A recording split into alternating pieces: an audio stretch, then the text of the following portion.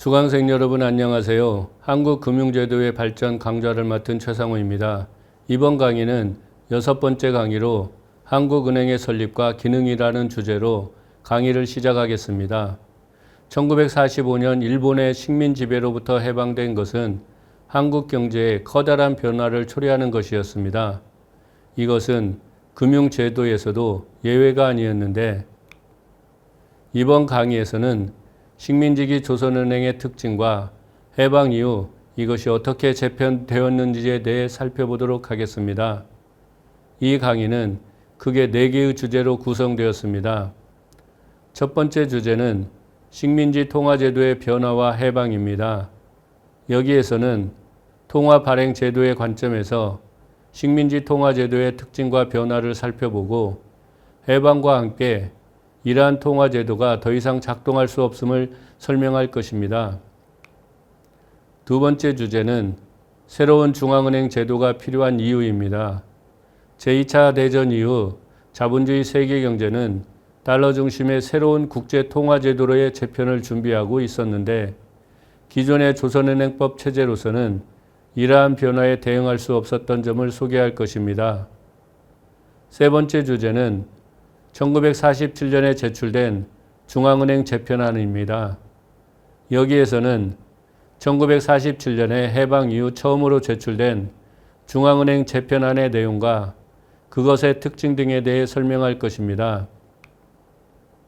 네 번째 주제는 한국은행법 제정과 한국은행의 조직입니다. 여기에서는 1947년 중앙은행 재편안 이후 제기된 논의들과 한국은행법이 제정되는 과정을 살펴본 다음 한국은행법에 근거하여 설립된 한국은행의 조직과 기능을 간략히 설명할 것입니다. 이 표는 1909년에 제정된 한국은행 조례와 식민지기에 제정된 조선은행법에서 화폐 발행에 관한 규정을 정리한 것입니다. 지난 강의에서도 잠깐 설명했듯이 1909년에 중앙은행으로서 한국은행이 설립된 것은 한국의 화폐 발행사에서 커다란 의의가 있는 것이었습니다. 보다 구체적으로 말하면 기존의 정부가 가지고 있던 화폐 발행의 권한을 중앙은행이 넘겨받은 것이었습니다. 물론 표에 정리되어 있듯이 은행권의 양식 및 종류에 대해서는 정부의 인가를 받아야 했지만 한국은행은 한국 내 유일한 화폐 발행기관으로 법적으로 인정되었던 것입니다. 한국은행에서 은행권은 크게 3가지 경로에 근거하여 발행하였습니다. 하나는 정화준비 발행입니다.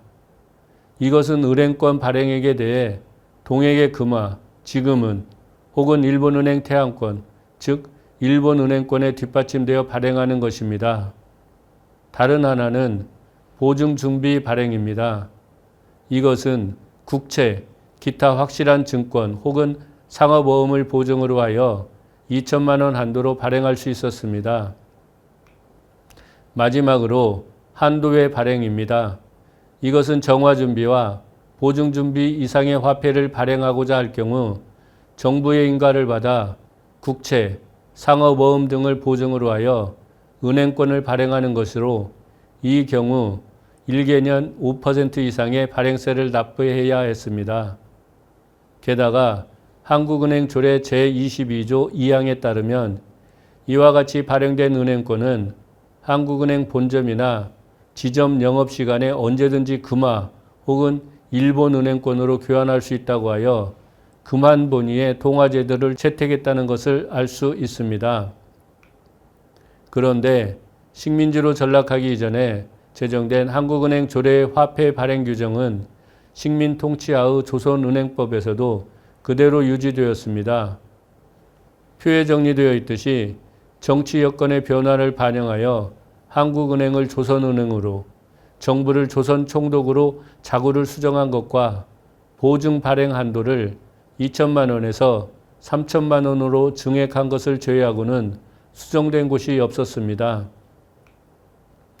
1918년에 개정된 조선은행법에서도 보증 발행 한도가 3천만 원에서 5천만 원으로 증액한 것을 제외하고는 개정된 곳이 없었는데 이것은 1909년에 제정된 한국은행 조례가 통감부 하에서 일본인 주도로 제정되어 제도의 연속성이 보장되었기 때문입니다.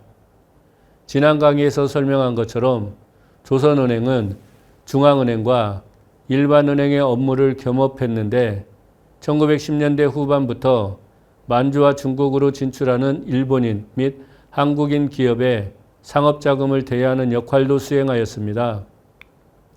그러다가 1920년대 초 경기 침체기에 기업들의 대출 상환이 지연되자 부실 채권이 누적되어 조선은행은 위기에 빠졌는데 이때 일본 정부의 구제자금 지원으로 위기를 모면하게 되었습니다. 이런 과정을 거치면서 조선은행은 일본 정부의 관리와 통제를 받게 되었습니다. 이런 상황은 조선은행법에 그대로 반영되었습니다. 이 표는 1924년에 개정된 조선은행의 화폐 발행 규정을 정리한 것입니다. 표에 정리되어 있듯이 1924년에 개정된 조선은행법에 커다란 변화가 있다는 것을 확인할 수 있을 것입니다. 우선 조선은행법 제21조 1항을 보면 조선은행권의 양식과 종류에 대해서는 조선 총독이 아니라 일본의 대장 대신의 인가를 받아야 한다고 개정되었습니다. 다음에 한도의 발행을 하기 위해서는 1924년 조선은행법이 개정되기 이전에는 조선 총독의 인가를 받아야 했으나 이 법의 개정으로 이제 대장 대신의 인가를 받아야 했습니다. 이와 같이 1924년 조선은행법 개정으로 조선은행은 일본 정부의 직접적 통제를 받게 되었던 것입니다. 1924년 이후 조선은행의 화폐 발행 제도는 변하지 않아서 정화준비, 보증준비, 한도의 발행 체제를 그대로 유지했습니다. 1937년에 중일전쟁이 발발하고 경제가 전시체제로 재편되었지만 이전의 화폐 발행 제도는 변하지 않았습니다. 다만 1937년 8월에 조선은행법이 개정되어 보증준비 한도를 5천만 원에서 1억 원으로 확대한 것 외에는 통화 발행 제도에서의 변화는 없었습니다. 그러나 정화준비로서 일본 은행권을 충분히 보유할 수 없고 보증준비 한도를 조정하기 위해서는 일본 국회에서 조선은행법을 개정해야 하는 이러한 발행제도에서는 전 시기의 자금 수요를 적게 공급할 수 없는 것이었습니다. 이에 일본 정부는 1941년 3월에 통화 발행제도를 최고 발행액 제한제도로 변경했는데 이 제도는 일본의 대장 대신이 결정한 최고 발행액을 정화준비나 보증준비 구분 없이 조선은행의 자산에 근거하여 통화를 발행할 수 있게 한 것입니다. 가령 1941년에 최고 발행액을 6억 3천만 원으로 결정했다면 종전의 통화 발행 제도에 따르면 보증 준비로 1억 원을 발행할 수 있고 나머지 5억 3천만 원은 정화 준비에 근거하여 발행해야 했지만 최고 발행액 제한 제도에서는 극단적으로는 정화 준비 없이 보증 준비만으로도 6억 3천만 원을 발행할 수 있는 것입니다. 이런 현상은 1943년 이후 실제 한국에서 일어났습니다. 즉 조선은행의 통화 발행 제도는 정화 준비는 완전히 포기하고 국채 등을 중심으로 한 보증 준비만으로 조선은행권을 발행하기 시작하여 금한본위제로 출발했던 식민지 통화 제도는 사실상 붕괴되기 시작하였습니다. 이와 같이 붕괴되어 가던 식민지 통화 제도는 이후 전개되는 두 가지 요인에 의해 확실히 해체되었다고 할 수 있습니다. 하나는 일본의 패전이 확실해지자 조선 총독부는 최고 발행액 한도의 제한을 받지 않고 통화를 남발하기 시작하였습니다.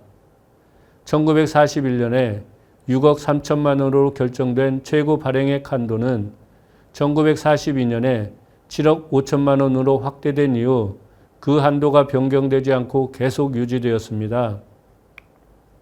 그런데 총독부는 해방 직전에 미결 상태인 국고금 지급, 일반 대중의 예금 인출 사태, 일본인의 철수에 따른 긴급한 자금 수요 등이 몰리자 통화를 남발하여 1945년 8월 14일 현재 조선은행권의 발행고는 약 48억 원에 이르렀습니다. 사실상 최고 발행액 제한 제도는 형이화된 것입니다. 다른 하나는 해방과 함께 조선은행은 더 이상 일본 정부와의 관계를 유지할 수 없게 되었고 새로운 통치 주체로 등장한 미 군정의 영향을 받게 되었습니다. 이런 현실을 분명히 확인할 수 있는 것은 미 육군이 한국에 주둔하기 직전인 1945년 9월 7일에 연합국 최고사령부는 포고 제3호 통화를 공포하고 38도선 이남의 한국에 통용될 법화를 지정한 것입니다. 그렇다고 완전히 새로운 통화를 발행한 것은 아니었고 기존에 통용되었던 조선은행권인 원통화와 미 점령군에서 발행한 A인1 통화를 법화로 지정했고 아울러 통치에 필요한 경비를 조선은행권 발행을 통해 조달하였습니다. 이것은 제2차 대전 이후 세계 대부분 국가가 금속 본위제나 금환 본위제로 복귀하지 않고 국민 경제의 성장과 안정을 위해 정부가 통화를 신축적으로 운영하는 관리 통화 제도로 이행하는 상황에서 당연한 규결이었다고 할 수 있습니다. 이번 시간은 식민지 통화 제도의 변화와 해방에 대해 살펴보았습니다. 다음 시간은 새로운 중앙은행 제도가 필요한 이유에 대해 설명하도록 하겠습니다.